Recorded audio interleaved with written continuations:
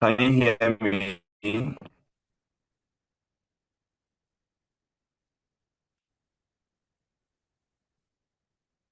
Yes, please. We can hear you. Yes, we can hear you. Okay, good. Yes, Okay, yes, we can hear you. good. Thank you.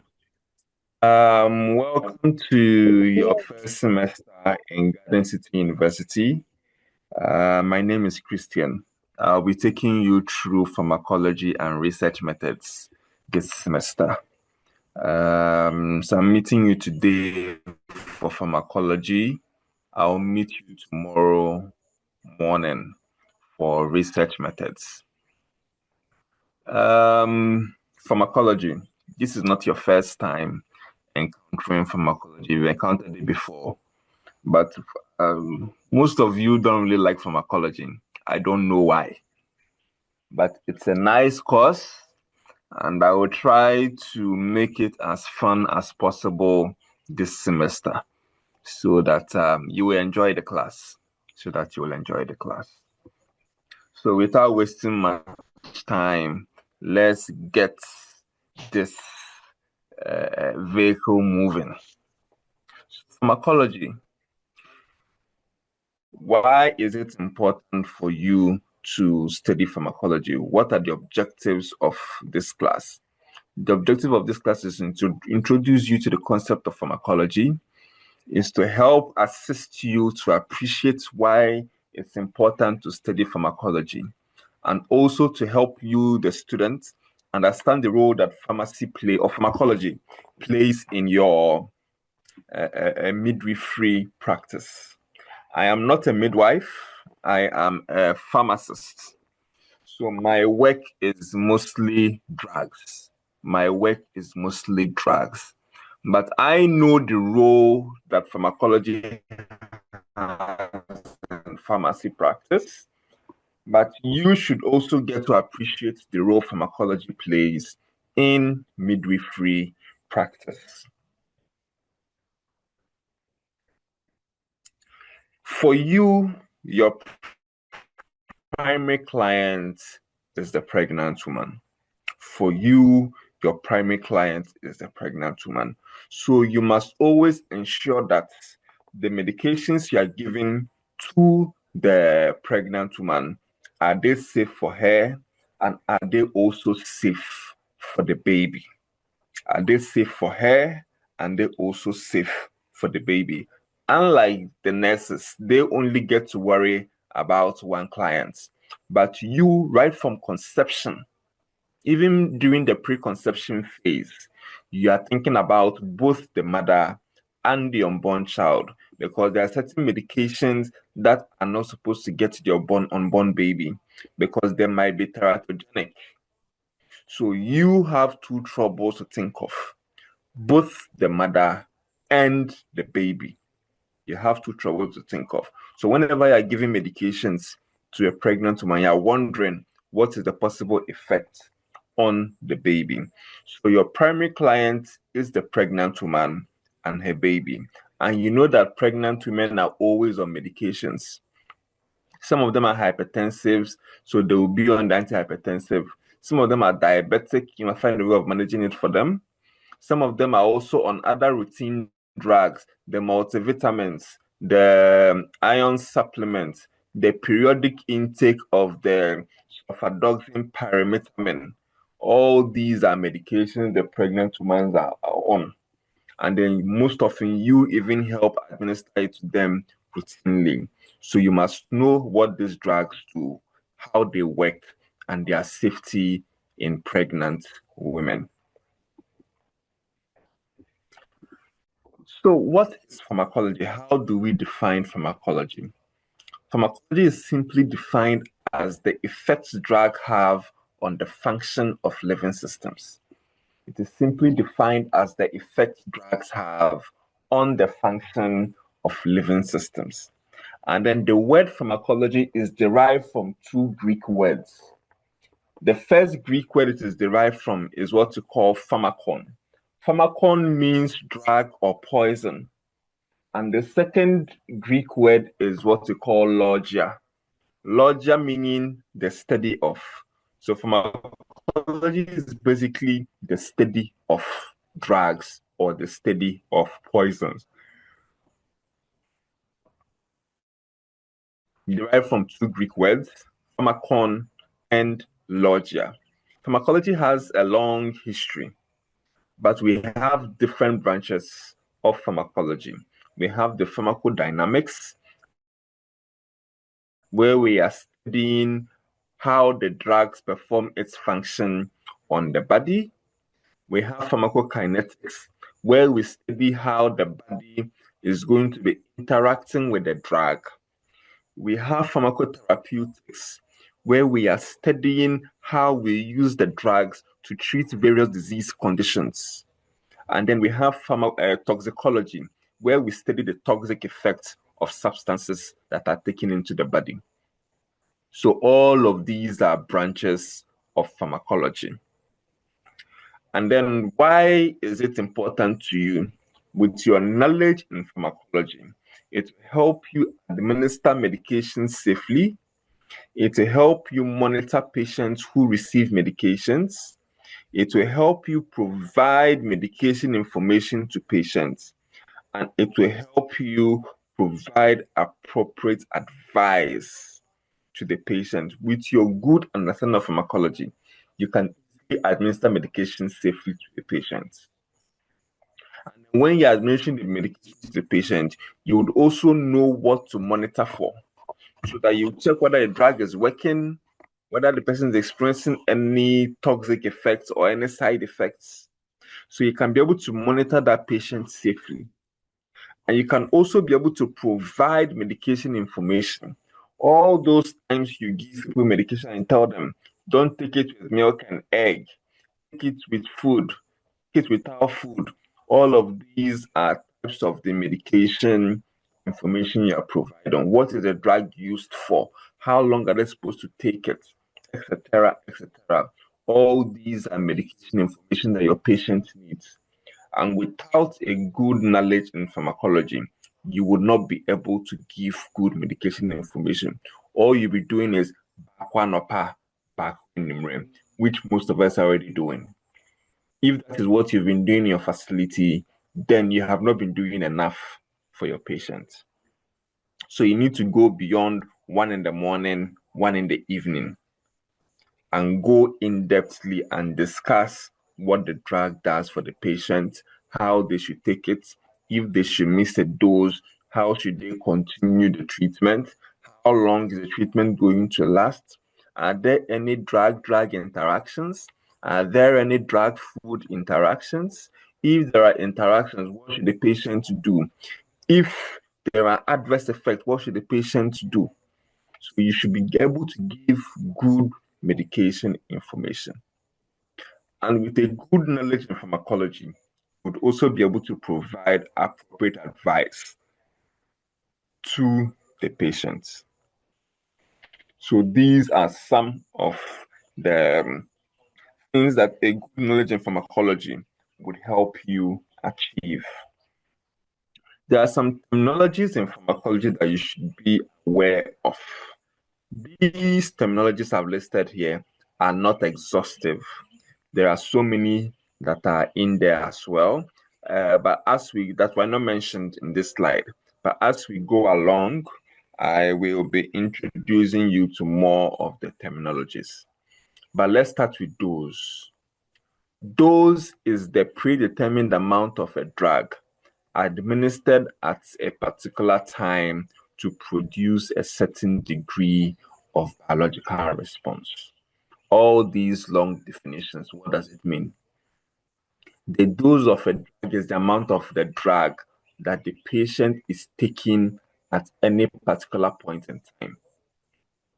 If a prescription has tablet ceftriaxone, 500 milligram for 7 days, how much of the medication is the person taking at each particular point in time? The person is taking 500 milligram. The person is taking 500 milligram. So 500 milligram becomes the dose. That is the predetermined amount of the drug administered at a particular time to produce a certain degree of biological response. So the dose is the amount of the drug the patient is taking at any particular point in time. The dosage, however, takes into consideration the amount of drug the person is taking and the rate of administration.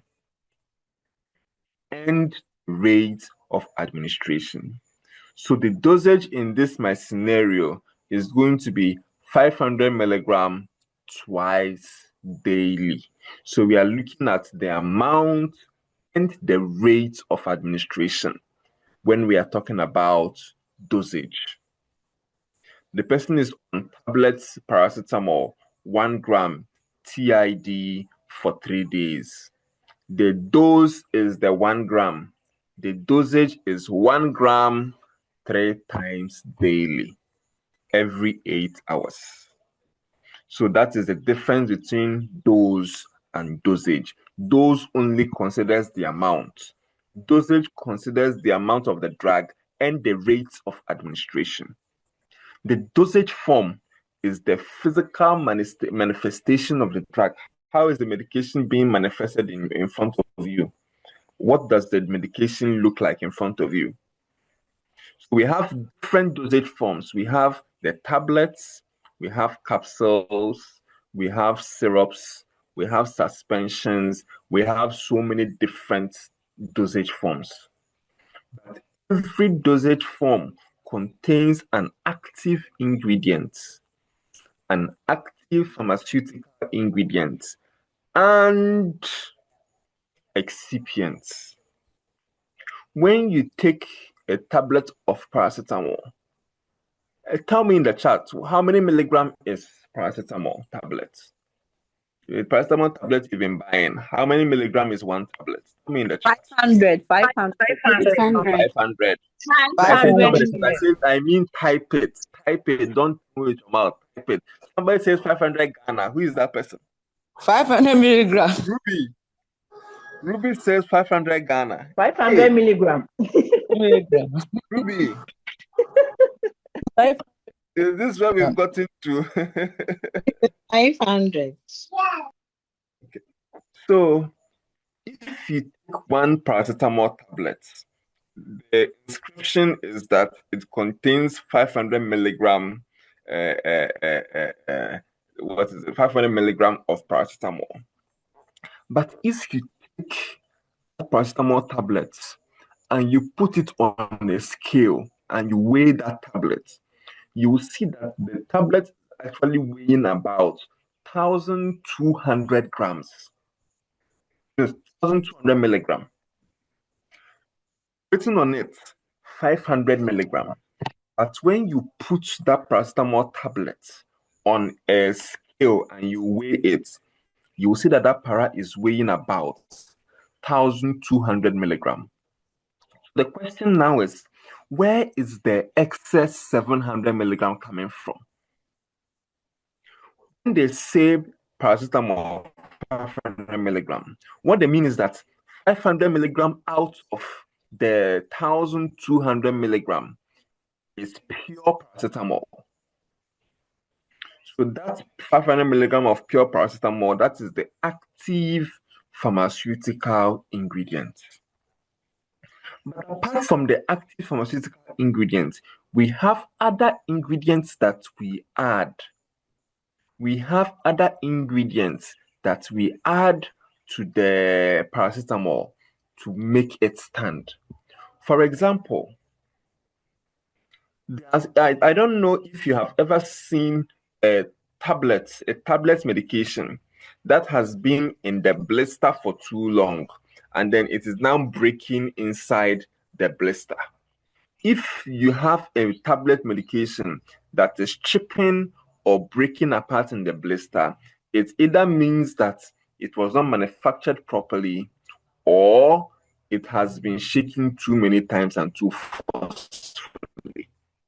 We usually add starch to tablets when we are manufacturing them so that the starch will act as a binding agent. a binding agent that will make the tablets stick together and not break apart. So that starch you are adding does not treat any disease condition. It doesn't have any pharmacological effects, but it is just meant to allow the tablets stick together. Sometimes we even add color to the tablet so the tablet will not look white. There are some paracetamol that don't look white. They have a different color. So that color that you're adding is excipient. There are sometimes we add flavoring agents so the medication doesn't smell like para or taste like para. Flavoring agents or sweeteners, when you add them, they change the taste and the flavor of the medication. All these are excipients. Excipients are the extra ingredients apart from the active pharmaceutical ingredients that you are adding to the medication to allow the medication stand. So when you take that your tablets paracetamol and they say 500 milligram, the 500 milligram is only talking about the active pharmaceutical ingredient, which is the pure paracetamol. But to that pure paracetamol, they have added other selected ingredients that will allow the dosage form to stand. So every dosage form contains an active pharmaceutical ingredient and selected additional ingredients that we call excipients. So every dosage form contains an API, active pharmaceutical ingredients, and they also contain excipients.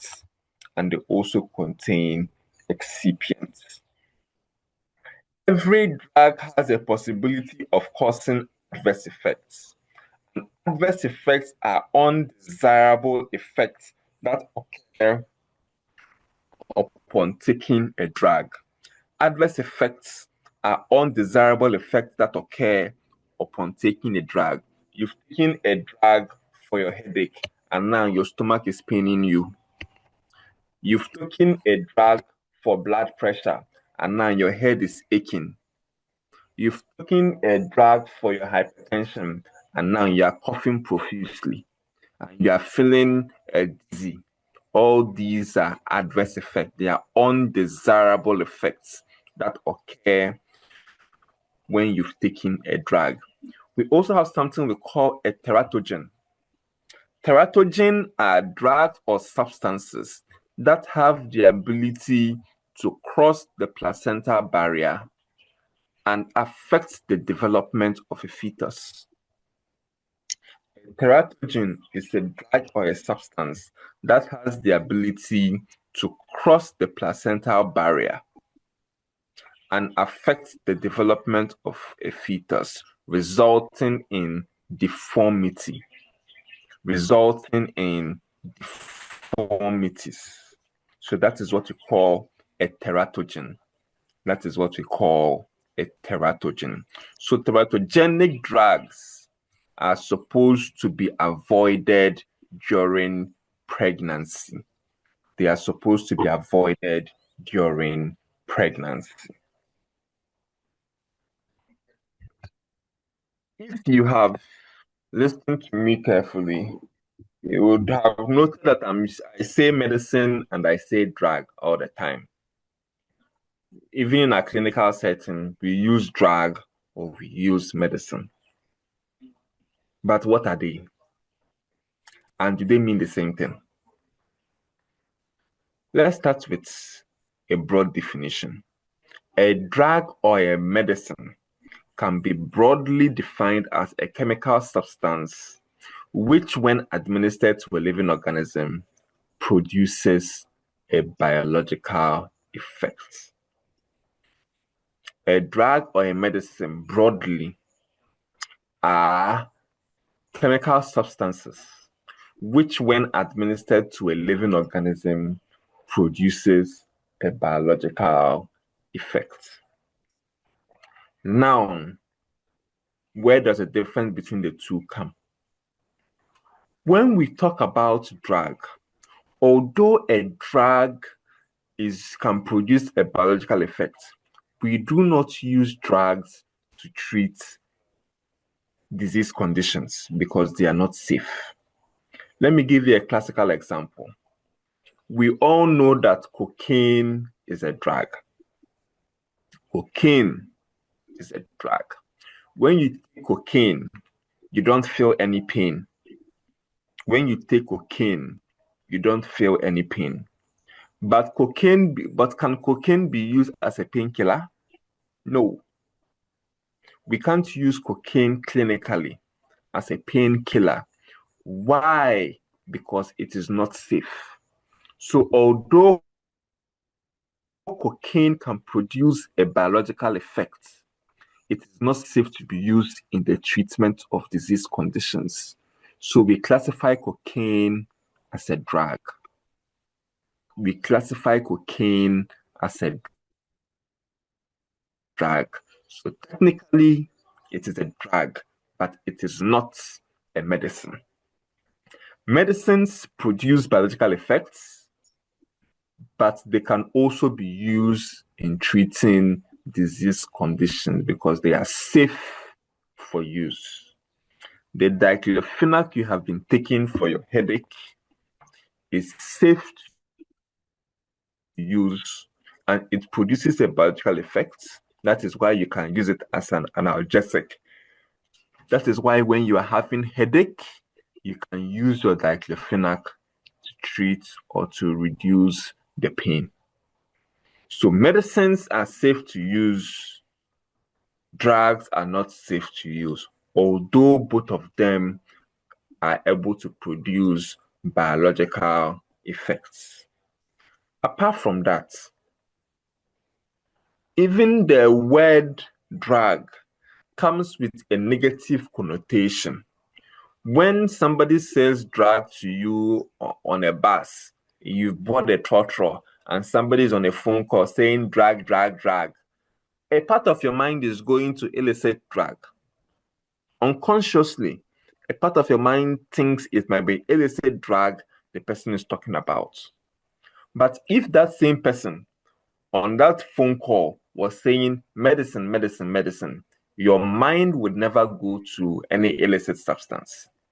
This is because the word drug has a negative connotation, but the word medicine doesn't have that negative connotation. So drug, negative connotation. Medicine doesn't have negative connotation.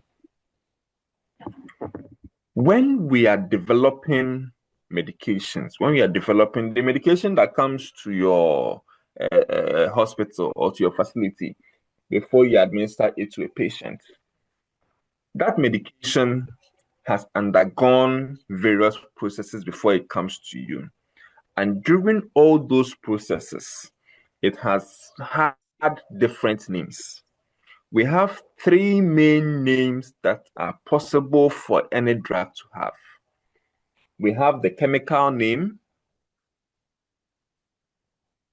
we have the generic name, and we have the trade or the brand name. For the chemical name, this is the scientific name that is given to the drug or the medicine based on its chemical structure or its molecular structure. For those of us who did chemistry, when you give a chemical name to a substance or to any substance based on its chemical structure, so that is how the chemical name comes about. The chemical name of a drug is obtained based on its chemical structure. But those names are weird. Those names are not so clinically, it is difficult to use those names. So we come about a different name that we can use that is easier for people to remember. For example, we come about the generic names or the non-proprietary names. Generic name is an official name of a drug that is not owned by any company. It is an official name of a drug that is not owned by any one company. That means that anybody can make that drug and give that drug that particular name. A classical example is paracetamol. Paracetamol, we have NS Chemist Para, we have Letap Para, we have UK Para, we have US Para. All these are paracetamols. And all these companies call their medicine paracetamol, meaning that no single company owns that name paracetamol. No single company owns that name paracetamol. So paracetamol is a generic name. Diclofenac is a generic name. Which other generic name? Artemether-lumefantrine, generic name. So any company can make that drug and call that drug by that name. No one company owns the name. But there are certain companies who seek to brand their own medication differently. There are certain companies that want to brand their own medications separately. That is how you can have a type of paracetamol that is called Tylenol. Only one company is allowed to call that their own paracetamol Tylenol. So they own that name Tylenol, and no one else can call their own para Tylenol. Only one company owns the name Flagyl.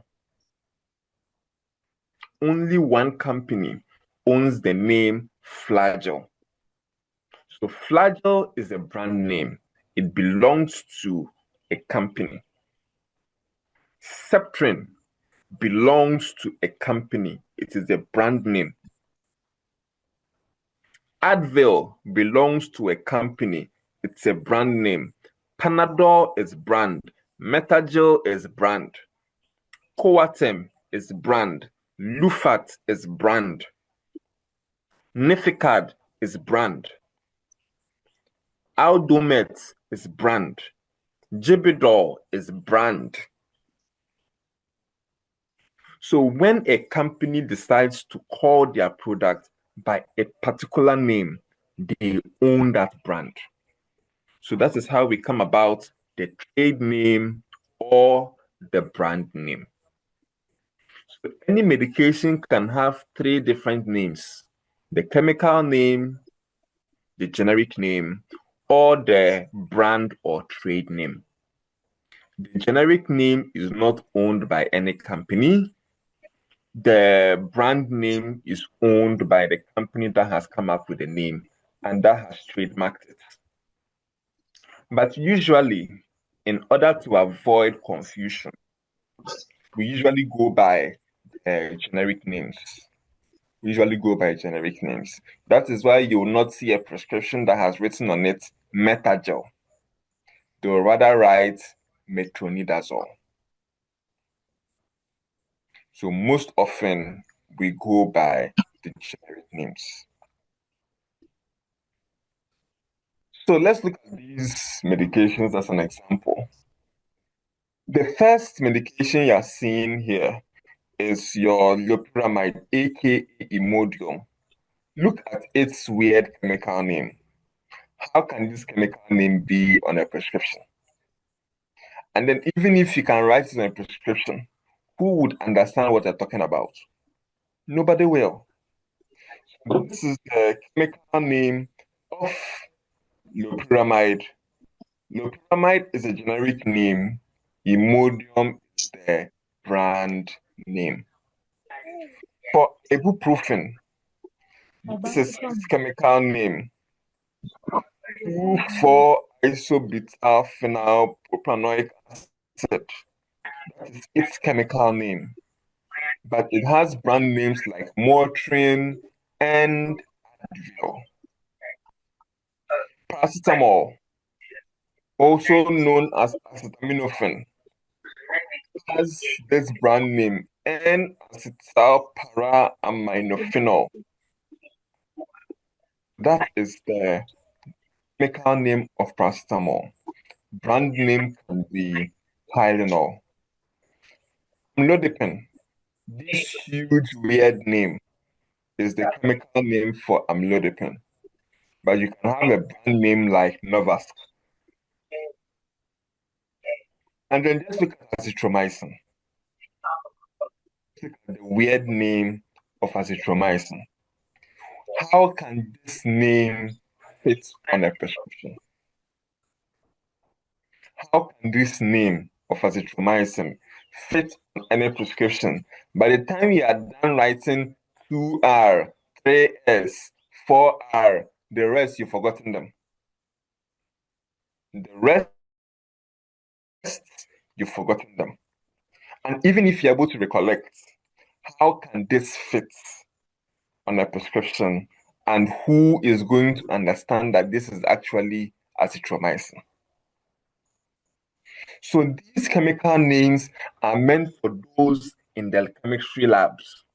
It's not meant for us. They should keep their chemical names. We would rather take the generic name or the brand name. So they should keep the chemistry people.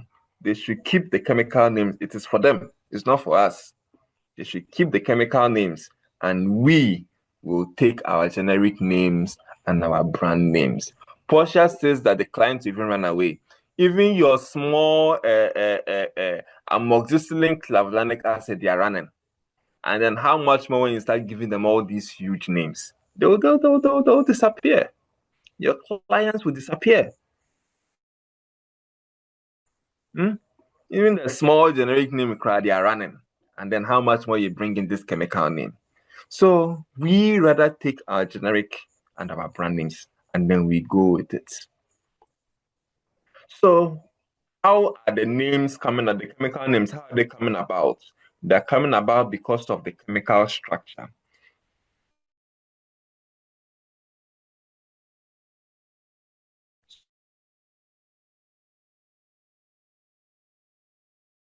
So this is the chemical structure of loperamide, chemical structure of amlodipine, and this is the chemical structure of azithromycin.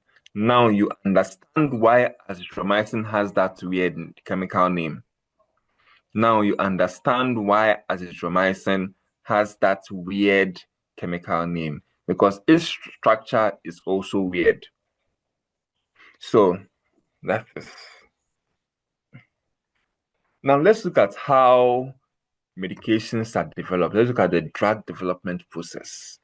How did the drug sitting in the pharmacy come about? What processes were involved? What processes were involved?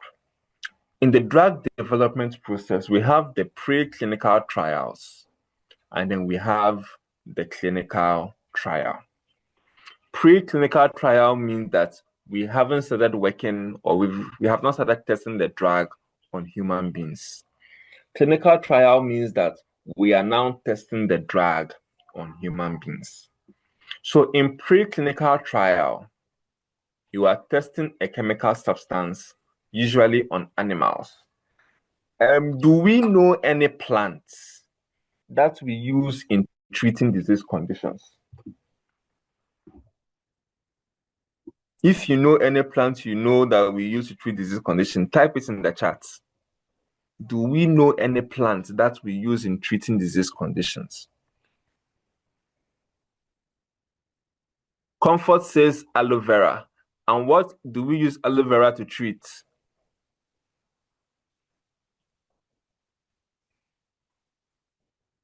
What do we use aloe vera to treat?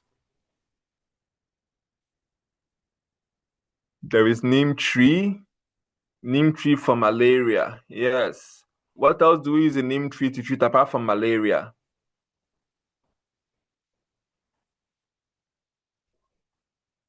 Hey, don't pretend as if you are from the city, oh.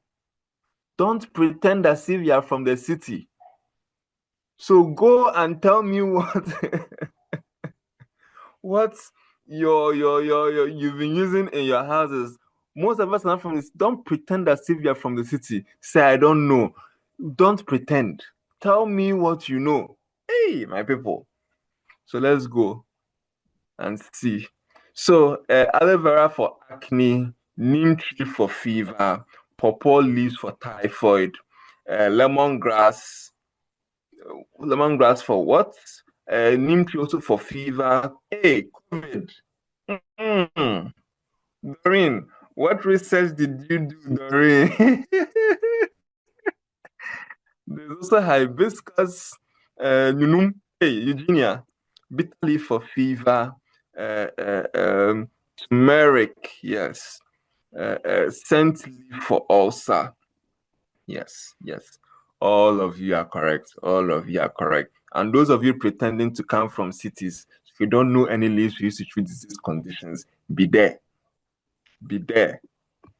So you see, if you realized one plant sometimes can be used in treating several disease conditions. That is why you can have one herbal product. It is mojedro. It will treat driba. It will treat babaso. It will treat odepu. It will treat so many things at the same time. That one single herbal product. It is immune booster. It is going to boost appetite. It's going to raise your blood level. Everything it will treat. It will treat. When I'm cacao, it will treat. You are what is it? Dreaming bad dreams. You're having nightmares. It will treat that. It will treat that one too. So one single plant treating all these disease conditions. Are they wrong? That's the question. Are they wrong? That is the question.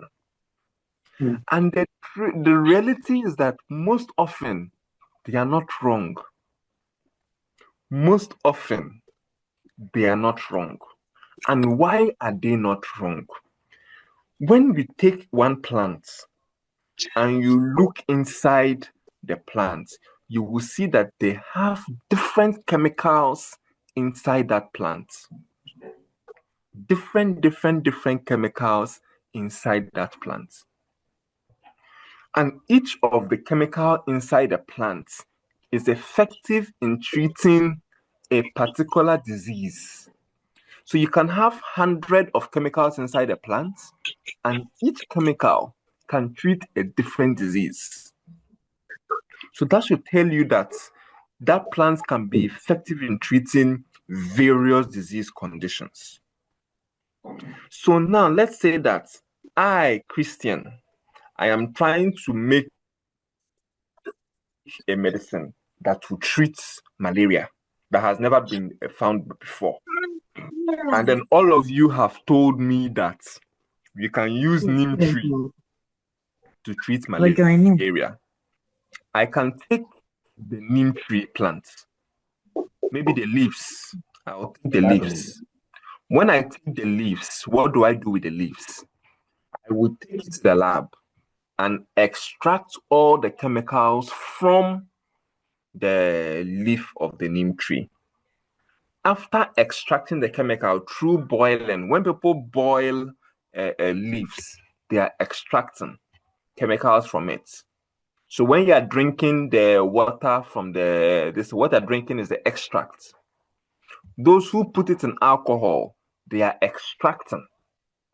So when they are drinking the alcohol, they are drinking the extract from the plants. So when I am done extracting all the chemicals, I can now figure out which of these chemicals is most likely to be used in treating malaria. Let's say I have figured out that chemical B is good for malaria, might be good for malaria. So what do? I will go and do preclinical trials on chemical B. So how would I do the preclinical trial? I would test chemical B on animals. For those of us who have been watching foreign films, you will know what I'm about to describe. You will never see it in Kumawood, or even in your Gollywood movie, or even in your Nollywood movie. You will not see it. It's only for those who have been watching foreign movies, Hollywood movies. For those of us who have been watching Hollywood movies, have you watched a movie where you were seeing rats in the lab? You were seeing chickens in the lab, eggs in the lab, rabbits in the lab. I don't know if you've ever noticed that. They are using those animals, mice as well. They are using them to test. They are using them to test certain drugs. So when I come out with that my chemical B, I will get a rat.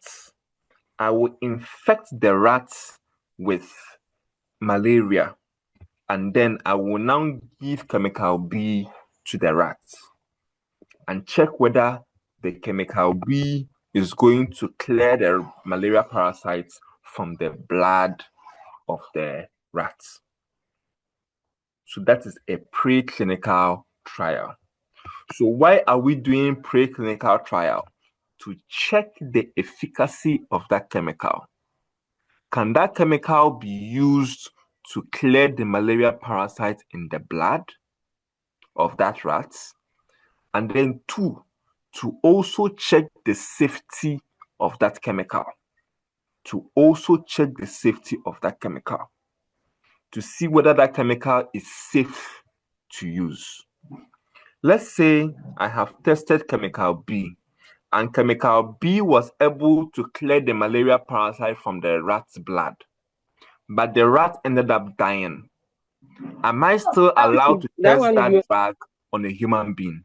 No, because if that chemical is able to kill a rat, it is possible it can also kill a human being. Let's say I tested the chemical, and the chemical was not able to, the rat did not die, but it did not clear the malaria parasite from the rat's blood. It means that that chemical is safe for use, but it is not efficacious. So that means that it will be useless for me to even go and test it on a human being. So unless your chemical is able to pass the safety and the efficacy tests, unless your chemical is able to pass both the safety and the efficacy tests, you cannot test that chemical on a human being.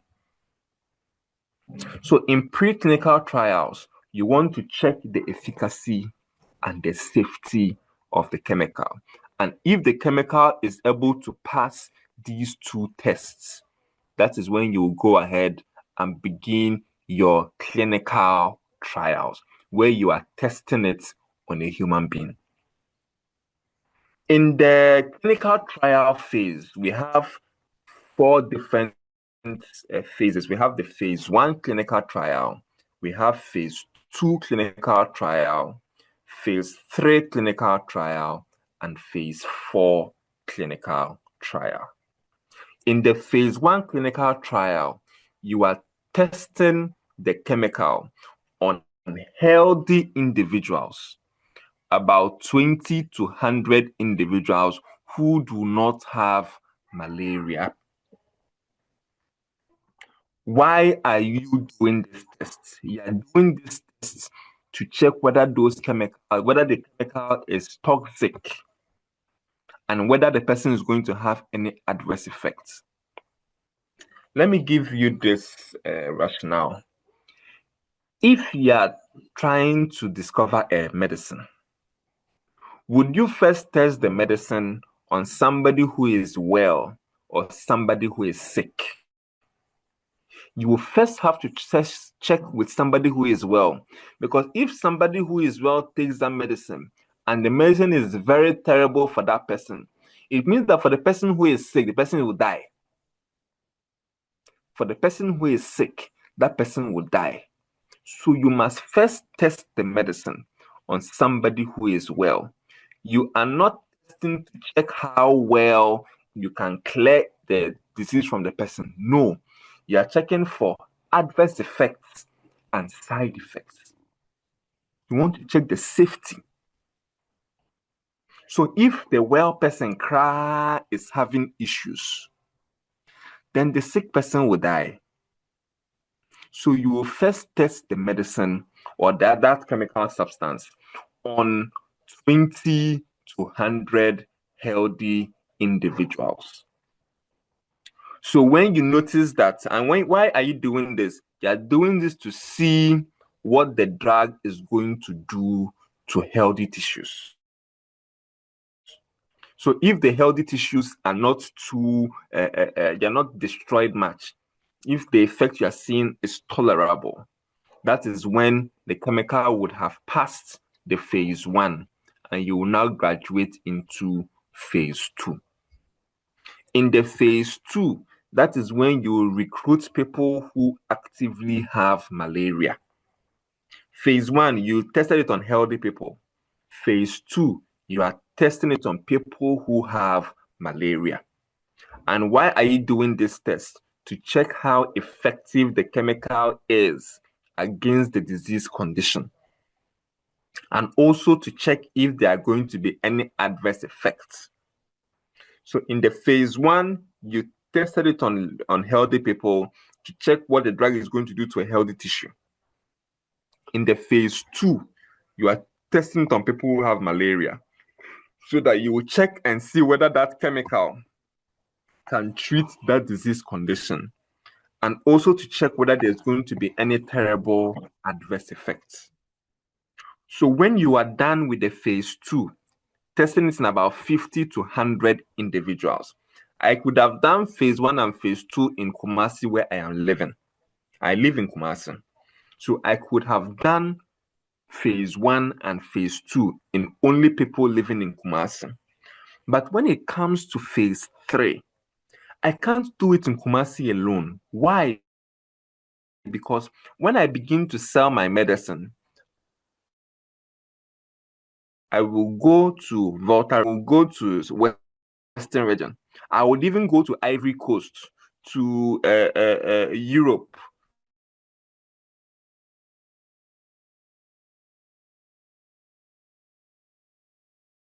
To Asia to go and sell my drug area. I will go there to sell my drug. That means that I must check whether my drug can treat malaria in all these different people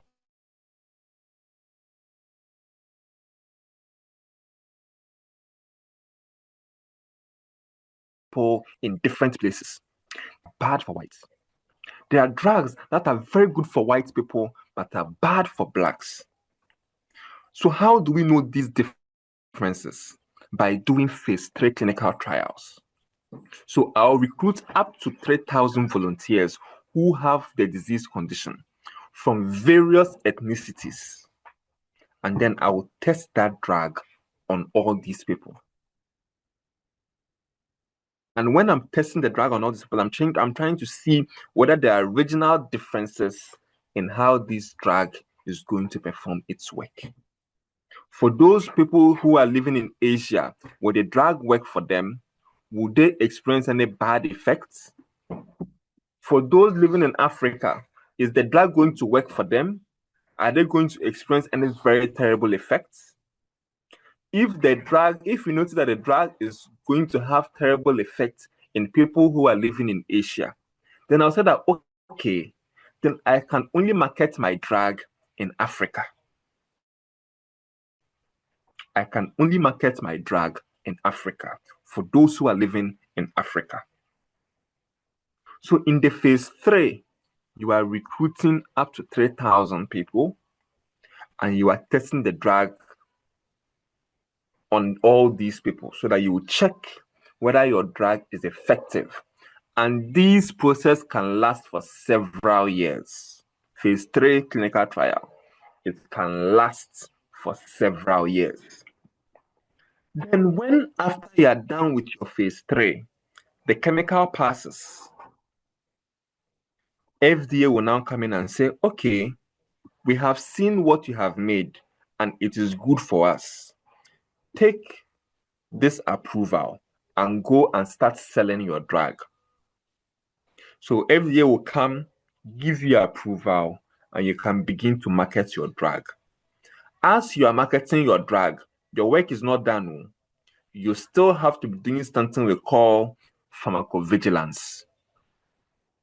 You need to be looking at all the people who are taking your drug and check whether there are any effects you did not see in the phase 3 clinical trials. You have to check whether there are any effects you are going to see in the population that you did not see in the phase 3 clinical trial. Let me give you a classical example. I know that all of you, some of you will come and tell me lies, but I know that all of you know a drug called Viagra. True or false? Tell me in the chat. All of you know a drug called Viagra. True or false? True. The liars will tell me false. The liars will tell me false. True. Liars will tell me false. True. What do we use that drug to treat? It's true. What do we use that drug to treat? We use it to treat erectile dysfunction. When men can't sustain good erections, we give them the Viagra to take so that it will help them sustain good erections. So it's used for erectile dysfunction. But the history of that drug, most people do not know. When Viagra was made, Viagra was not made in treating erectile dysfunction. Viagra was made as an antihypertensive drug. From the preclinical trials all the way to phase 3, they made Viagra to treat hypertension. But when they started marketing it all over in the phase 4 trials, they realized that the men who were taking the drug, they were having sustained erections. So anytime the medicine finishes, they will come back and ask for the drug again. Anytime the medication finishes, they will come back and ask for a drug again. And they were like, what is going on? Then they now ask the men, so why are you guys coming back from the drug? They said that, anytime they take this drug, I have sustained erection. And then the company also realized that even the blood pressure lowering effect of the drug is not that high. When they were testing it from preclinical trial all the way to phase 3, they thought it was going to reduce the blood pressure very, very massively. But when they started the phase 4, even the reduction of blood pressure wasn't that high. So the main effect they were getting was sustained erection.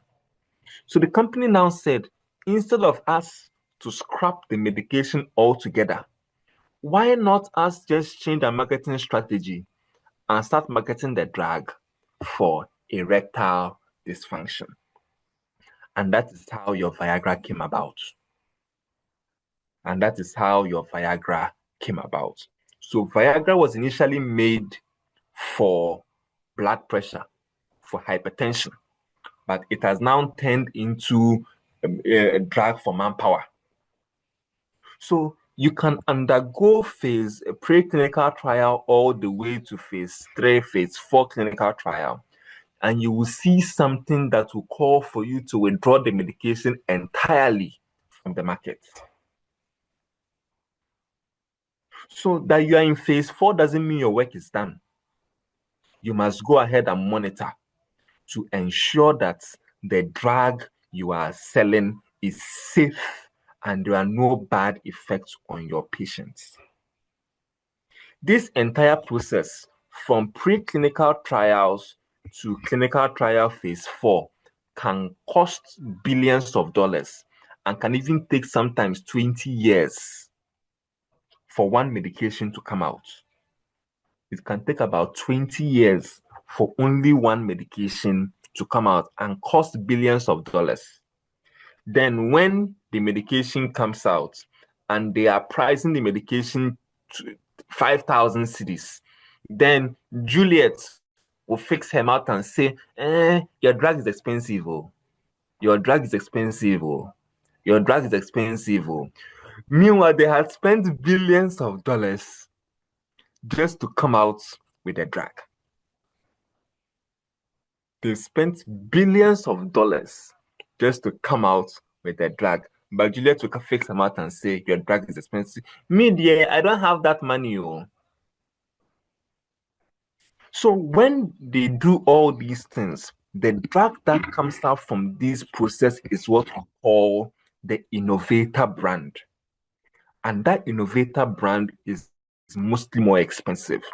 That is why Zithromax is more expensive than your plain azithromycin. That is why Zinat is more expensive than all ceftriaxone brands. That is why Augmentin is more expensive. That is why Coartem is more expensive. That is why Tylenol is more expensive. They are the innovator brands. That's why the original Cytotec is more expensive. They are the innovator brand. They are the ones that have undergone all these processes. So what happens is that when they get approval, Rocephin, exactly. Maybe you are correct, Rocephin. When MIDW is generic, Dora, when they undergo all these processes and they come out with that innovator brand, FDA gives them about 20 years, 10 to 20 years. For that period, they are the only company that are allowed to sell that drug. They are the only company for about 10 to 20 years. They are the only company allowed to sell that drug so that the company can get their money back. That billions of dollars they spent, they need to get their money back and get profit on top. So for that period, only them are allowed to sell that drug. But after the 10 to 20 years period has elapsed, the company is now obliged to tell the world what active ingredients did they put inside their medicine so that other companies will come and make their own. So when other companies are making their own, that is where you now have the UK people come and make their cheaper generic. China will come and do theirs. India will come and do their own. Then Ghana companies also come and do theirs. And that is when the prices now begin to do what? The price now begin to drop. But all these new companies that are making their own, they will not undergo clinical trials. They will just look at how the innovator brand did their own, and they will try to do theirs in a similar way. But then the innovator company would never tell you everything that they added. They will never tell you everything that they added. So it is not possible, it is difficult for you to get a generic brand that is as effective as the innovator brand. That is why if somebody has serious infection, they will always say, buy Rocephin. They would never say, buy Ceftriaxone. If somebody has serious infection, they'll say, buy Zinat. They'll never say, go and buy ceftriaxone. So the innovator brands are usually more expensive because they are the only ones that have undergone clinical trials. The rest did not undergo clinical trials. They are basing their drug based on the template that has been set by the innovator company. So that is why you can have one drug cost 2,000 cedis. That same drug somewhere, you get a different brand, 500. That same drug somewhere, another different brand, 5 Ghana. What's the difference? Brand. So if you are as rich as Lois, be buying the innovator brand. But most of us don't have money. So we'll go and buy what we can afford. That is why you will never see a rich person taking the cheaper brands. They will buy the expensive brands. Because the expensive brands they are shown to be, evidence has shown that they're more efficacious. But because Lois has money, she will never buy those cheap ones. She's allergic to cheap things. She will only buy the expensive ones. So if you have money, be like Lois.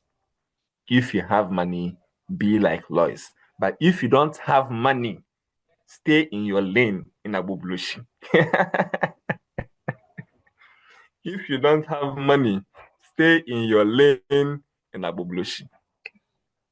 That is how medications come about. That is how medications come about.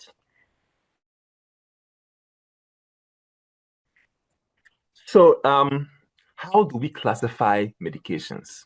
How do we classify medications? All the questions you are having, you guys are writing it down. In the last 10 minutes of our class, I'll answer all your questions. How do we classify medication? There are so many ways of classifying. We have the prescription-only medicines. I think I've made an error here. Let me quickly correct it. We have prescription-only medicines. We also have controlled substances. We also have controlled substances. So we have prescription-only medicine. These medications are only gotten based on prescription. That means if you don't have a prescription, you are not supposed to have this medication. Prescription-only medicines. Then we have controlled substances. These are the medications that we keep under lock and key. Those ones you keep in your cabinet and you lock it and only one person has the key. Those are the controlled substances. And they are kept under lock and key because they are easily abused and they can cause addiction. So you keep them under lock and key. Then we also have the over-the-counter medicine. These ones you can buy without a prescription. They are safe to be used, even if you're not monitoring the patient. They are safe to be used. The patient can go into the pharmacy and go and buy a boatload of them. We don't care. You can buy 10 cartons. We don't care. They are safe to use. So when we are selling them to you, we don't mind. When we are selling them to you, we don't mind. But for the prescription-only medicine, if you don't have a prescription, we would never sell it to you. So we have three classes. We have the prescription-only medicines, controlled substances, and over-the-counter medicines. So over-the-counter medicines, your paracetamol, your anti-malarials. Nowadays, the anti-malarials are classified under over-the-counter. Your antibiotics are not over-the-counter, my people. Antibiotics are prescription medicines. Your painkillers, Gibidol, diclofenac, ibuprofen, those ones are over-the-counter. So we have over-the-counter medications, we have prescription-only medicines, and we have controlled substances. We can also classify medications based on their mechanism of action, based on their physiological effects, and based on their chemical structure.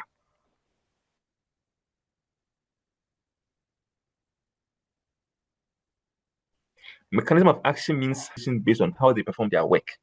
You can also classify medications on the outcome of their work, which is the physiological effects. What do you see when you use that medication? And we can also classify medications based on their chemical structure. An example is amoxicillin.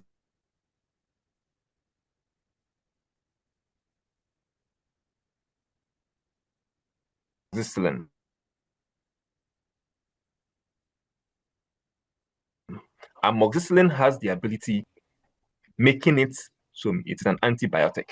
So its mechanism of action is that it inhibits synthesis of bacterial cell wall.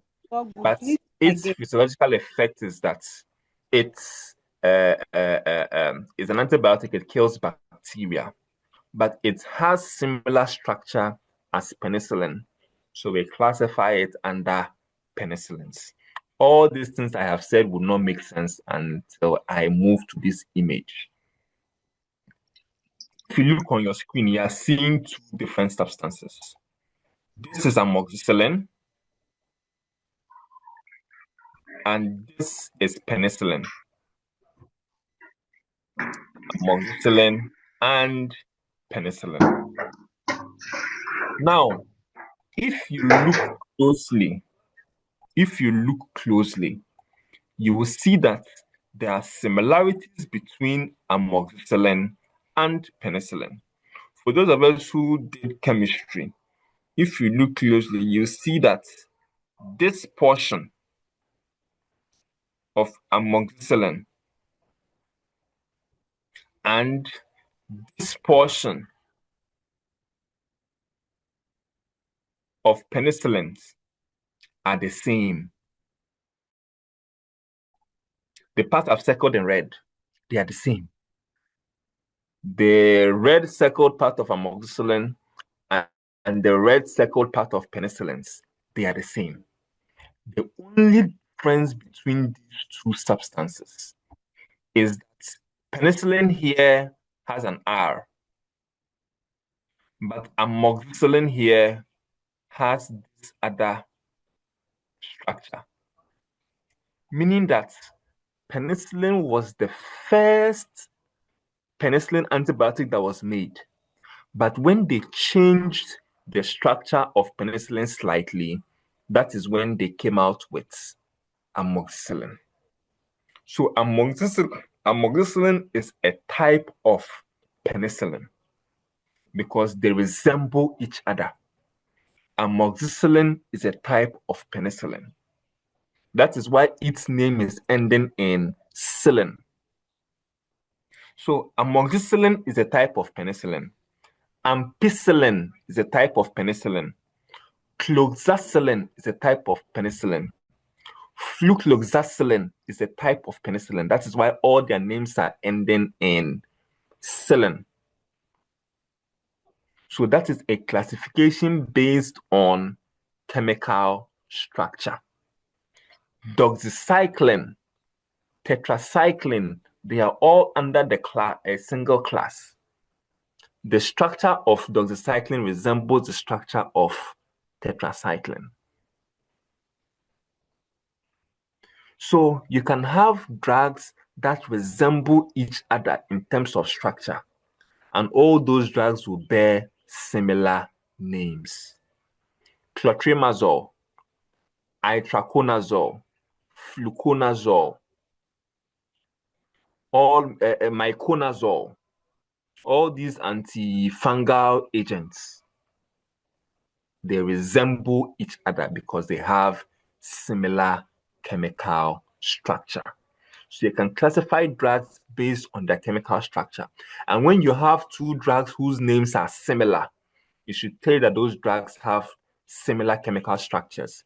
Nifedipine, amlodipine, nimodipine, felodipine, they are all similar chemical structures. Lisinopril, enalapril, captopril, similar chemical structures. Atorvastatin, simvastatin, rosuvastatin, similar chemical structures. So when you hear two drugs having similar names, they have similar chemical structures. Ceftriaxone, cefirozime, cefixime, chemical structures are similar. So you can have drugs that are classified based on the chemical structure, they'll have similar names. You can have drugs that are classified under the effect that they have, either antibacterial, antifungal, antihypertensives, antidiabetic. That's a classification based on physiological effect of the drug. And you can also classify medications as well based on their mechanism of action. So these are how we classify medicines. I have given you this long list of classifications based on physiological effects. I would do, okay, analgesics are what we call painkillers. They are a class of drugs that are used to treat pain. Antacids are drugs that we use to neutralize gastric acids in the stomach. Antibiotics are drugs we use to kill bacteria. Antidiarrheals are drugs that we use to treat diarrhea, to stop diarrhea. Antiemetics are drugs that we use in stopping vomiting and nausea. Antihistamines are medications we use in treating allergy. So your Rhizin that you take is an antihistamine. Even the antiemetics, the Piriton, not Piriton, the promethazine you've been giving to your clients, metoclopramide you've been given, the which one again? Domperidone. They are all antiemetics. Antineoplastics are anti-cancer drugs. We use them to treat cancer. Antipyretics are used in treating fever. Antipyretics are used in treating fever. Expectorants are used in cough when you are trying to dilute mucus in the airways, so that when the person coughs, you're able to cough out all the mucus. That is expectorant. You also have drugs that are in the form of hormones. We have testosterone drugs, we have estrogen drugs, we have progesterone drugs. Your insulin, your thyroid hormones, we have drugs that mimic those that we use. We also have laxatives. You are constipated, you haven't used the washroom for 2 weeks now, and your stomach has become hard. Your stomach has become hard. You can use laxatives to treat it. Antihypertensive drug, this one even goes without explanation. We have drugs that we use in treating hypertension. We have drugs that we use in treating hypertension. All of these are classifications based on physiological effects. Classifications based on physiological effects. Now, we obtain our drugs from different sources. We have drugs that we obtain from natural sources, drugs that we obtain from synthetic sources, and drugs that we obtain from biosynthetic sources. Biosynthetic sources are also known as semi-synthetic sources. Biosynthetic source is also known as semi-synthetic. So what's the natural drug? A natural drug are drugs that we obtain from nature. And nature includes plants, animals, microorganisms, minerals, marine, and the rest. So when you're getting your medicine from plants, animals, microorganisms, minerals, and the marine, we classify that drug as a natural sourced drug. So when you're obtaining your drug from nature, we call it a natural sourced drug. We also have a biosynthetic or semi-synthetic drug. For example, let's say, okay, so all the herbal products you've been buying, all the herbal medicines you buy are natural drugs. All the herbal medicines you buy are natural drugs. When it comes to the semi-synthetic or the biosynthetic drug, let's say that you have bought a herbal drug that you have to take 4 times a day, because when you take it, it leaves your system quickly. So you have to take it 4 times a day. And then the manufacturer of that drug has seen that their clients don't like taking the medicine 4 times a day. They don't have time for it. So the company wants to reduce that 4 times a day to maybe twice a day or even once a day, so it is easier for their clients to take. What will the company do? The company will take their herbal drug to the lab, look at the chemical structure of that drug, and change the chemical structure of that herbal drug slightly so that the drug can be staying longer in the system. And if they do it that way, it means that the person would only take the medication for maybe once or twice every day instead of 4 times a day. So the end product they will end up making is what we call a biosynthetic drug. So when you take a natural drug and you change the chemical structure of that natural drug slightly, you will end up with a biosynthetic or a semi-synthetic drug. And the reason why we make biosynthetic drug is to improve the potency, the efficacy, and other parameters of the natural drug. That is why we make biosynthetic drugs. So your natural drug is obtained from nature. Your biosynthetic drug is obtained from natural drugs. We obtain natural drugs from nature, but we obtain biosynthetic drug from the natural drug by changing the chemical structure of the natural drug. We also have synthetic drugs. These ones are obtained purely from chemical reactions. There is nothing natural about them. We have made these ones purely in the lab with chemical reactions. Let me give you this table, giving you examples of natural drugs, semi-synthetic drugs, and synthetic drugs. So for a natural drug example, digoxin. I know you've heard of digoxin before. Digoxin is obtained from the leaf of a plant called digitalis, and it's used to treat congestive heart failure. So that is a natural drug. It is obtained from a digitalis leaf. Quinine, the quinine you've been taking, your quinine drink, is obtained from a plant called cinchona, the back of that plant. That is where we get quinine from. And quinine is used to treat malaria. The morphine you have been giving your patient is obtained from a plant, the fruit of an opium plant, and it is used as an analgesic. The insulin you've been giving your patient, in the past, we used to get the insulin from the pancreas of pigs, and insulin is used as an anti-diabetic drug. Now we no longer take it from pancreas of pigs. We have a different mechanism of getting insulin. So don't be afraid that what you're giving your patient nowadays are from the pancreas of pigs. We've changed our mode of operation. So don't be afraid. The penicillin you've been giving your patients, the penicillin it was obtained from a microorganism, Penicillium notatum, and is an antibacterial drug. Your busulfovin was obtained from bacteria, but it is used as an antifungal drug. So all of these natural drugs were obtained from nature. They were obtained from nature. But if you look at the synthetic drug, the semi-synthetic drug, we obtain them from the natural drug.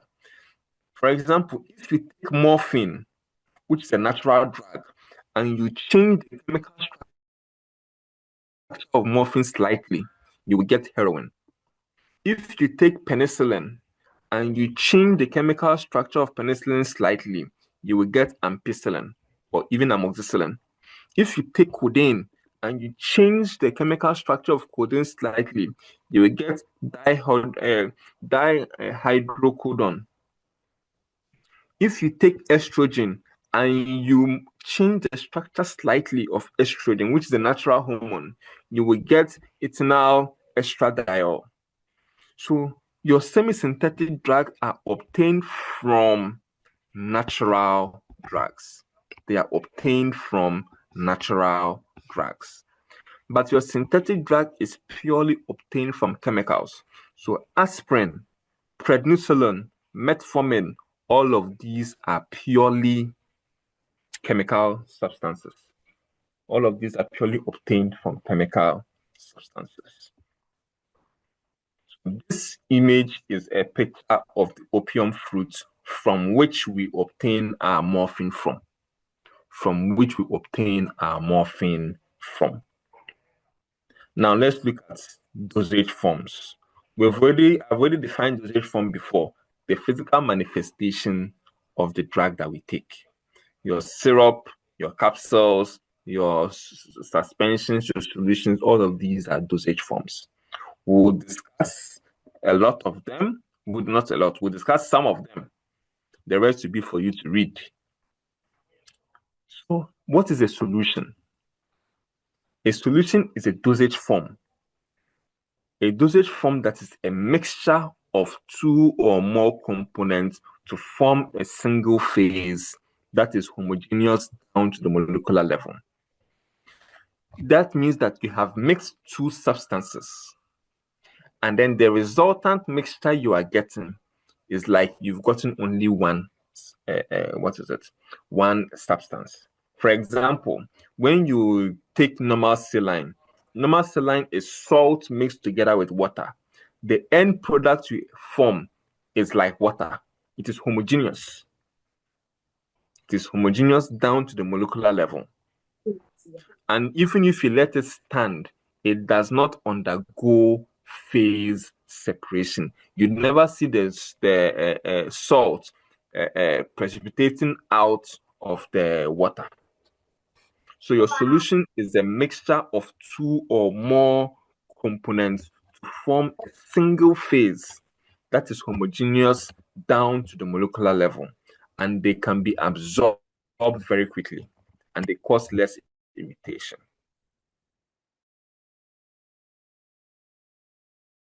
And if you store them, they don't undergo, example, your normal salines and then even your DRES solution, which most of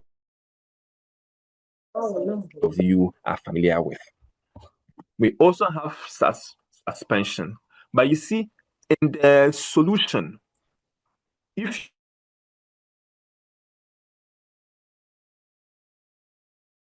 you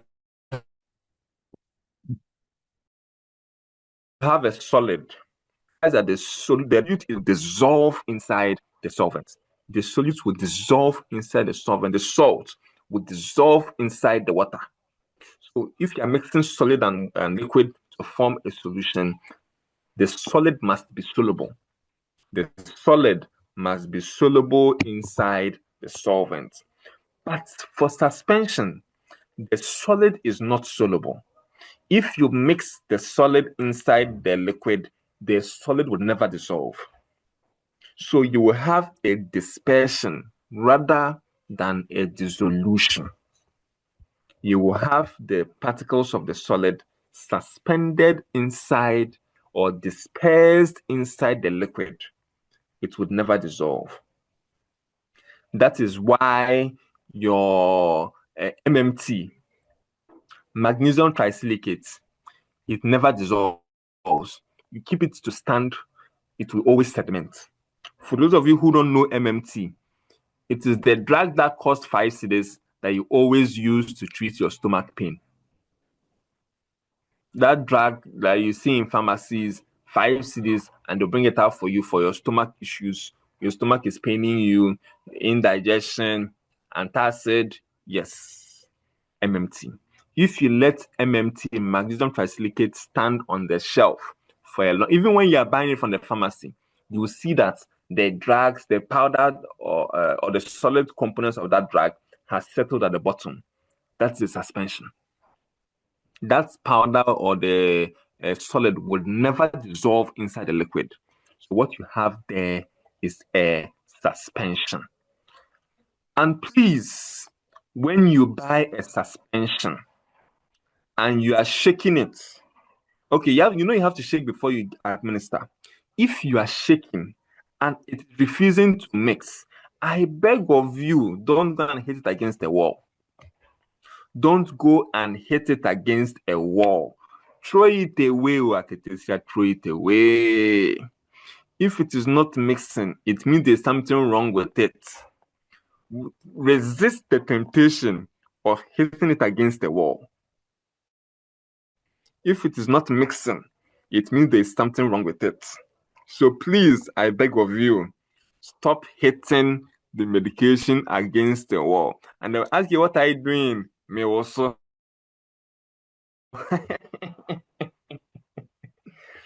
Please stop whistling it. Stop whistling it.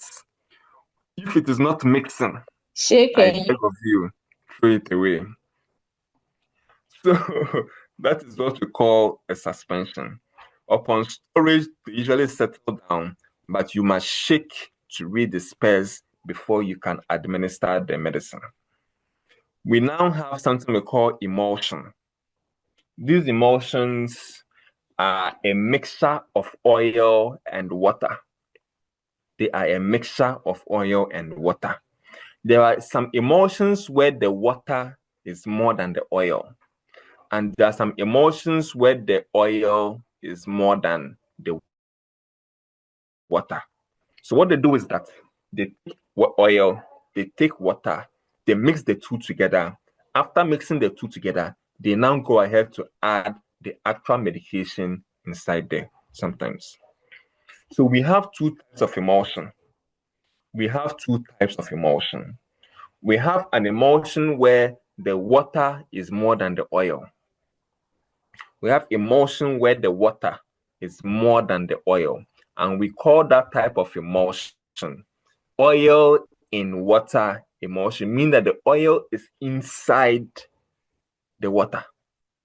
If you have your oil being small and your water being plenty, it means that the oil is inside the water. So we call it oil in water emulsion, because your water is plenty, your oil is small, so your oil is inside the water. So we call it oil in water emulsion. But if you have plenty oil and little water, it means that the water is inside the oil. So we say water in oil emulsion. Water in oil emulsion. Classical example. Has any of you administered a artemether injection for somebody before? Yes. Are you sure? Yes. How did it feel when you touched it? How did it feel in your palm? Did it feel watery or did it feel oily? It felt oily, right? Yes, it Artemether feels oily. injection is an emulsion. So now my question to you is, what type of emulsion is the artemether injection? Is it a water in oil emulsion, or is it a oil in water emulsion? Which one is it? Water Oil in in oil water. emulsion. It's water in oil. Is it oil in water or is it water in oil? Water in oil. Oil in water. In oil. Water in oil. Water in oil. My people, it's- type your answer. Type your answer. Type your No, it says answer. what? You see, Oil in the reason why you are telling me with your mouth is so that I will not have evidence to call you. But when you type when you type it, I know who exactly typed it, and I can call you to come and remove your mouth. Good. Now let us start removing our mouth. Juliana, why is it oil and water emulsion? Juliana, why is it oil and water emulsion? In that artemether injection, is the oil more or is the water more? Which one? The oil is more. The oil is more, right? So if the oil is more, it means that the water is inside the oil, making it a water in oil emulsion. So your Jivita is a classical example of a water in oil emulsion, because the oil is plenty and the water is small. Oil is plenty. If you want to know a trick of remembering which is which, oil in water, the first substance is small, the second substance is bigger. Water in oil, the first substance is small, the second substance is bigger. If I say oil and water, first thing that should click in your mind is that the oil is small in there, but the water is plenty. If I say water and oil, you should tell that the water is only small, but the oil is plenty. So your Jivita is a water in oil emulsion because the oil is plenty, but the water is small. But if you realize, when you take the Jivita injection, have you ever seen the oil and water separate? Do you ever see the oil and water separate? No, because everything has been mixed properly. Why are they mixed properly? Because we have added a special ingredient that we call an emulsifying agent. That emulsifying agent will prevent the oil from separating from the water. The emulsifying agent will prevent the oil from separating from the water. The reason why your palm nut soup, the oil is always on top and then the water is below, is because you did not add an emulsifying agent. But we don't prepare your drugs the way we prepare your palm nut soup. That is why you would never see the oil separating from the water, because we have added a special ingredient called emulsifying agent that will ensure that the two components are effectively mixed well together. Apart from emulsions, we also have another dosage form we call elixir. Elixir is a hydroalcoholic solution of a bitter or nauseous medicine intended for oral administration that has been sweetened. Somebody will ask me, meaning that all I have said, no, what is the summary? What is the summary? The summary is that this dosage form has been made for bitter medicine. It has been made for drugs that are bitter. And then for this dosage form, we add something sweet in there to help match the taste of the bitter medicine. And we make this drug by adding alcohol and water together. So you take plenty water, take little alcohol, mix the two together, add your sweetener in there, and then add the medication itself. So it is a hydroalcoholic solution, meaning a mixture of alcohol and water, before you now go ahead to add the medication. And you also need to make the medicine sweet. So it's a hydroalcoholic solution of a bitter or nauseous drug intended for oral administration that has been sweetened. Classical example is your paracetamol. The paracetamol liquid you've been giving to children, most of them are not syrups, so they are elixirs. It's a mixture of alcohol and water. Plenty water, little alcohol. Somebody will ask me, then why aren't the children, someone asking, isn't it dangerous to give children alcohol? It is dangerous, but we are only adding a little amount of alcohol that should not cause any harm. That is why they can take the medication and they'll be sleeping. But then it's only a little amount of alcohol that is added in there that would not cause any harm to whoever is taking it. So your paracetamol thing that you're calling syrup, the liquid dosage form you're calling syrup, most often is an elixir. Plenty water, little alcohol. So after preparing it, you add your sweetener before you now add the pure paracetamol. If you realize your paracetamol tablet is bitter, but the one we give to the children are not bitter, that's why they even lick it and they even take it and lick the spoon or even lick the cup you're using to measure. So that is what elixirs are. So example is your paracetamol elixir, and even chlorpheniramine, aka Piriton. Piriton also has elixir. Then we have syrup. A lot of you, a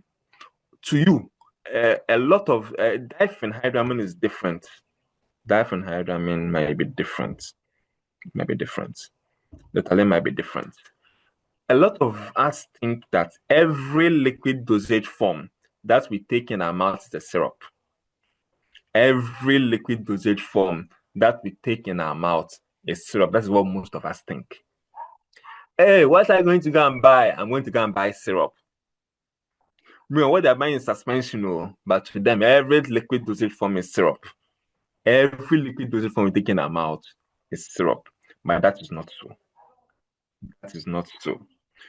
There is a particular real definition of syrups. Syrup is a concentrated aqueous solution of sugar.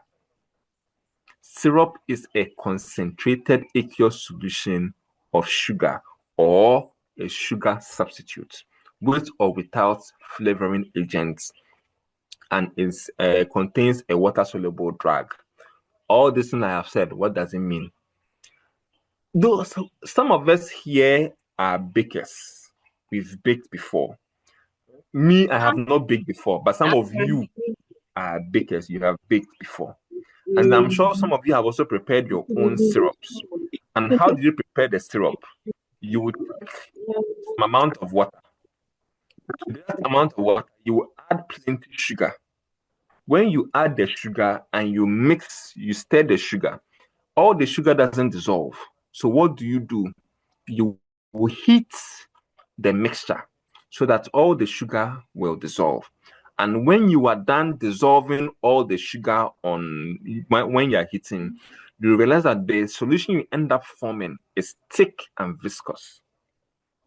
That thick viscous substance is what we call a syrup. Water, add plenty sugar. When you are stirring that plenty sugar, all of it will not dissolve. But when you heat it, you realize that the sugar would now dissolve, but the mixture you end up forming will not be watery. It will be thick. It will be viscous. And that thick viscous substance is what we call a syrup. So a syrup is a concentrated aqueous solution of sugar. And after you are done preparing that concentrated aqueous solution of sugar, that is when you go ahead to add the actual medicine inside there. So your multivitamin syrup, they first prepared the syrup before they added the multivitamins inside it. So the concentration of sugar inside most syrups is about 60 to 80%, making it very, very, very sugary, making it unsuitable for patients who have diabetes. So for a patient who has diabetes, how would they take syrups? They can only take a syrup if the syrup is made with a sugar substitute. They can only take syrups if the syrup is made with a sugar substitute. That is when they are allowed to take syrups. Let's go to tablets. For tablets are solid dosage forms that consist of one or more active ingredients together with several excipients. Your tablets can be chewed, some can be swallowed, some can even be inserted in body orifices. For example, we have vaginally administered tablets. There are some of the medications you buy. They look like they call it vaginal tablets. A classical example is I think Infavi. Infavi is a vaginal tablet. Yes, Infavi vaginal tablets. So there are some medications that come in form of vaginal tablets as well. Others you put in the mouth, you don't swallow, etc. So they are made of one or more active ingredients. There are some drugs that have one active ingredient, for example, as the active ingredients. But Gibridol contains paracetamol and diclofenac, making it two active ingredients. Gibridol extra contains paracetamol, diclofenac, and caffeine, making it three active ingredients. Your F-pack contains paracetamol, aspirin, caffeine, three active ingredients. Your APC, A for aspirin, P for paracetamol, C for caffeine, APC, three active ingredients. Your amoxiclav, clavulanic acid together with amoxicillin, that is how many active ingredients? 2. Your multivitamin tablets, the Pregnacare you're making your patients buy, the tablets, contains several active ingredients. If you look at the back, all that list of ingredients they've written there are the active ingredients. So you can have a tablet that has only one active ingredient, and you can have some that have several active ingredients. So that is what tablets are. They are solid dosage forms that have been compacted to form that tablet, and they can contain one or more active ingredients. But they have a problem. They can disturb the GI mucosa, and they also have slow onset of action. The irritation of GI mucosa is why somebody can take a tablet medication and complain that their stomach is paining them afterwards, because they're able to disturb the GI mucosa and they have a slow onset of action. That is why when there's an emergency, you would rarely see anybody saying, oh, let's give the person tablets medication. You always go with injections, not tablets. They have a slow onset of action. They have a slow onset of action. We have powders. Powders are actually similar to the tablets. The only difference is that tablet has been compressed to give you that single unit dosage form, but powders have not been compressed. So your powder can contain several active ingredients or even one active ingredient together with excipients. For example, I don't know if you've heard of diclofenac powder called Voltfast. It contains one active ingredient together with excipients. Your liver salt contains active ingredient together with excipients. Your ceftriaxone has powder. That's a single active ingredient in there. So you can have one or more active ingredients mixed together with excipients. Your dress powder contains two active ingredients, metronidazole and povidone. Your Lexporin powder contains three. It contains polymyxin. It contains bacitracin. There's one last one it contains, but I've forgotten that one. Is it neomycin? Is it neomycin? I've forgotten that one. But your Lexporin contains three. So you can have powders that contain one or more active ingredients, but regardless, they are mixed together with several excipients. They are mixed together with several excipients. Creams. Creams are emulsions, but they are oil in water emulsion, meaning that the oil is small and the water is plenty. And then they are meant for application on the skin or on mucous membranes. They are meant for use on the skin or on mucous membranes. They do not feel greasy because they are mostly made up of water. And then when you spread them on your skin, they spread easily on the skin. They spread easily on the skin, and they are able to hold shape. They are able to hold shape. Your ointment, on the other hand, is thick, is greasy, and then it's a semi-solid formulation.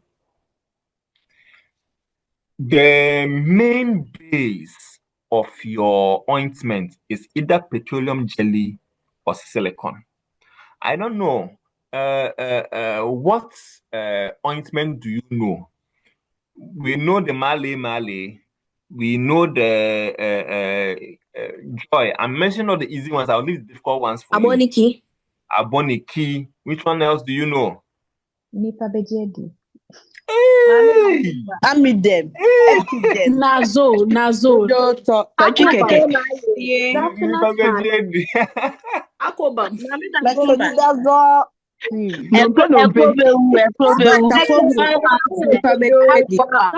Joy ointment. Kumadada.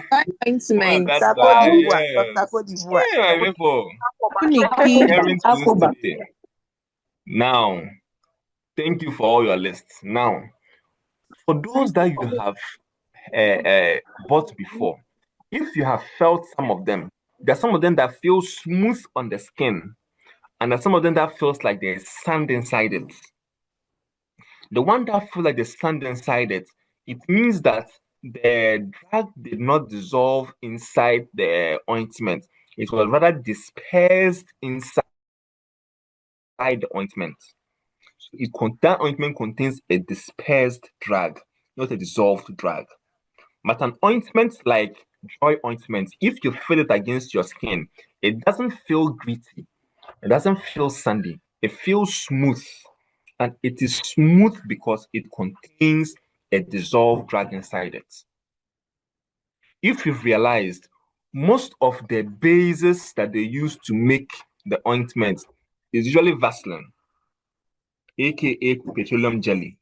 Your Joy ointment, if you look at it, it is Vaseline they've used to make it. It is Vaseline, but they have gone ahead to add their active ingredient inside that Vaseline base. So you can have the base of the ointment being either silicone or petroleum jelly, either silicone or petroleum jelly. So that's the difference between the, you can have the spares or you can have the dissolved drug. You can have the spares or dissolved drug. They are semi-solid and they are aqueous homogeneous mixtures. For a gel like diclofenac gel, if you apply it on your skin, it feels watery because it is made mostly of water. It's an aqueous mixture. And you will never see particles inside it because it's a homogeneous mixture. You will never see particles inside a gel because it is a homogeneously mixed substance. But when you pour water on wherever you've applied it, it is easy for you to wash it off. It is easy for you to wash it off because it is aqueous. So water pours on it, it can wash off easily. So it is better not to use a gel in the rainy season on your skin because when the rain falls on you, it will wash off the gel. It is preferable that you use an ointment during the rainy season because the ointment is mostly greasy, it is oily. So when water pours on it, it will glide off rather than wash off the ointment. So in the rainy season, it is preferable that the ointment is used rather than a cream or rather than a gel. Now let's go to capsules, aka Tupaye, aka Abon Belt. Your capsule is a solid dosage form. Is a solid dosage form that has been enclosed in a container. The capsule you are seeing itself, that surrounding you are seeing, is made up of gelatin. But we have two types of gelatin. We have the soft gelatin, and we have the hard gelatin. So you can have a hard capsule and a soft gelatin capsule. If you are using or if you make a hard capsule, what you can put inside it is only solid medications. What you can put inside that hard capsule is only solid medications like powders and like beads. So that's your amoxicillin capsule, where you open the capsule and you see powder inside it. That capsule you have in there is a hard capsule. It is a hard capsule. It contains a solid medication. The multivitamin capsules that you see on the street that contains beads, multicolored beads, is also a hard capsule. It's also a hard capsule. But for the soft gelatin capsules, those ones, they only contain liquids. They only contain liquids or semi-solid. For example, your vitamin E oil capsule. If you cut it open, you'll see oil inside it. It's a soft gelatin capsule. Your omega-3 oil capsule, if you cut it, you will see oil inside it. So making it a soft gelatin capsule. Your omega-3, your I think vitamin what's A, right? They have a capsule of it, yes. So all the capsule that you feel against your skin and it feels oily, or you cut it open and you see a liquid inside it, those are soft gelatin capsule. Your Cypodin capsule is soft gelatin. That's why when they are writing it on it, when they're writing on the package, they write soft gel. Soft gel means soft gelatin capsule. Hard capsule means that it contains solid medications in the form of beads or in the form of powder. Now, there's a reason why those medications have been put inside capsules. There's a reason why those medications have been put inside capsules. Most often, medications put in capsules have been put in the capsule to protect those medications from the gastric acid in the stomach. Meaning that if the medication comes into contact with the gastric acid will destroy it. That is why they have put the medication in the capsule. But Akosia, in her infinite wisdom, says she doesn't like the capsule. So she will open the capsule and pour the powder inside her mouth so that she will swallow it. And when the powder gets to her stomach, the acid in her stomach will destroy the medicine, and then the medicine will perform no work in her system. And she'll come to the pharmacy and tell me, the medicine you gave to me last time, it did not work. That's what she will say to me. It did not work. Then you ask her, why didn't you, how do you take the medicine? And she said, oh, I opened it and I poured it inside my mouth. You see. So please leave the capsules alone. If they say swallow, swallow it. And we don't use these capsule medications to treat wounds. Stop opening up capsule medications to pour inside your wound. You call it she-crow, but it's not shedding any crow. It is not shedding any crow. If you are having an external injury and you want an antibiotic to apply on it, an antibiotic powder to apply on it, please buy Lexporin powder or dress powder, or even if you have money, Vioplex. Stop opening up. Somebody has an injury and you go and send the person to the pharmacy. Go and buy a she-crow. Go and buy Topaye Ashen, not Ashen green, Topaye red and yellow. Go and buy Topaye white. Stop sending people. Abombellet.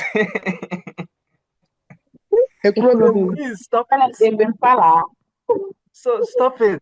If you're having an injury, buy a dress powder or buy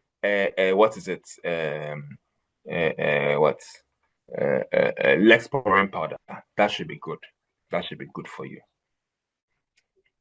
Leave your capsules alone. Finally, the last dosage form is going to be suppository. Suppositories are meant for insertion into body orifices. They are a dosage form made up of waxy substance that has been mixed together with the medicine to give you that suppository. For example, your diclofenac suppository is 100 milligram. If you weigh that suppository, it is more than 100 milligram. So only a little portion of it is actually diclofenac. The rest is waxy substances. The rest is the wax. When you insert it, the wax will dissolve. The diclofenac will come out of it, will go and perform its work, and then you would ease out, you would pass out the waxy substance out of the body through the rectum or through the anus. So waxy substance mixed together with the actual medicine. So the ones that we usually administer into the rectum, we call them generally a suppository. But the ones that we insert into the vaginal area, usually call those ones pessaries. So suppositories in general are meant for insertion into body orifices. They are meant for insertion into body orifices. The ones used in the vagina are usually called pessaries, but generally they are classified as suppository. So with this, I'm bringing my presentation to an end, and I'm opening the floor to your questions. If you have any question, you can type it in the chat, or you can ask or raise your hand, and then we... Teresa, please ask your question.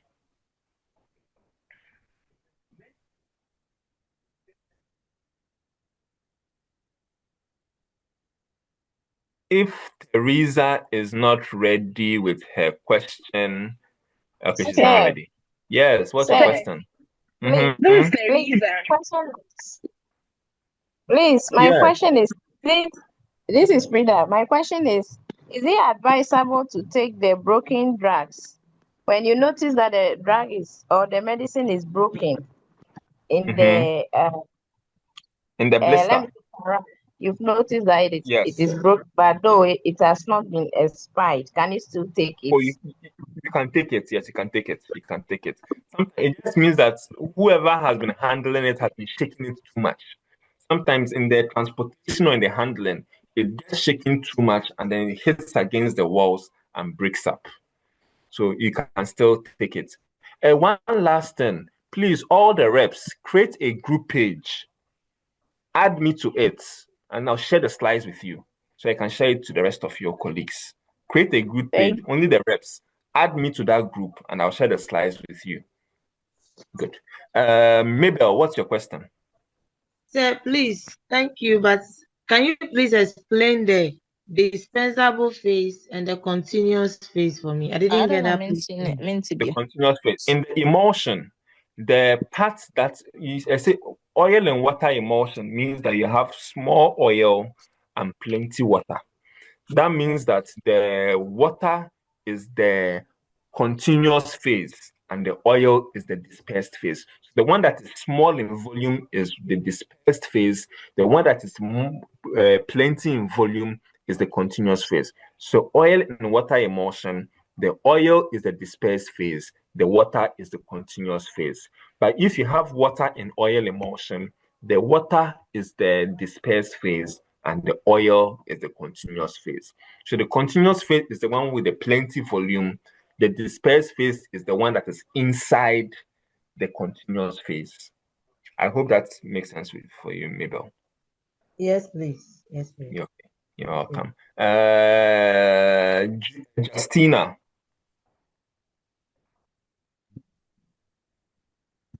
Justina. Yes. Sir. Yes. Please, I want to find out about the drugs, cephorozine and then the Xanax. Can this be used on a pregnant woman? Yes, they are safe to use. The cephorozine is safe for use in pregnancy. It's safe for use in pregnancy. I know.